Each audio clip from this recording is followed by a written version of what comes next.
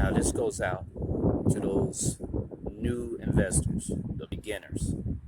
These are some of the rules that I follow that I think would be useful for you and many others. First rule is that when it comes to investing, never ever borrow money to invest. If anything, you should have learned from the late 20s during the Great Depression that many people were borrowing money off of speculation. So that's number one. Number two, never follow the crowd.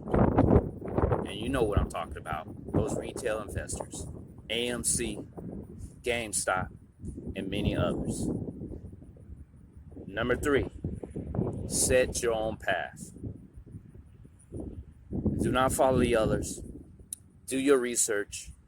Make sure you know exactly why you're investing in the stocks that you buy. Number four, be patient. Learn how to be patient.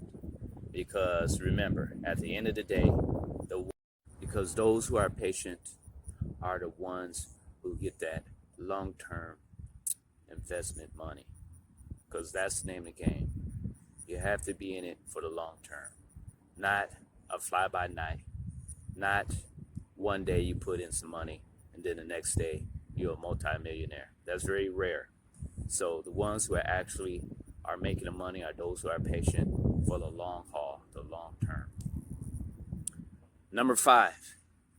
Number five, this is what separates the new investors from the ones who have experience.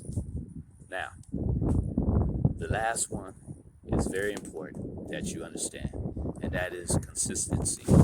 So, just like how you put money into your savings account or your checking account, you have to do the same thing with your broker's account.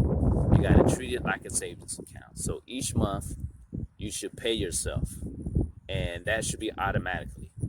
And depending on how much you're willing to pay yourself each month, you'll take that money and you just use it like a savings account. Each month, you just let it build, build, build, and then you can put it into the companies you already have, or you can use that money to invest in new startup companies. And that can also, over time, help you build your wealth. And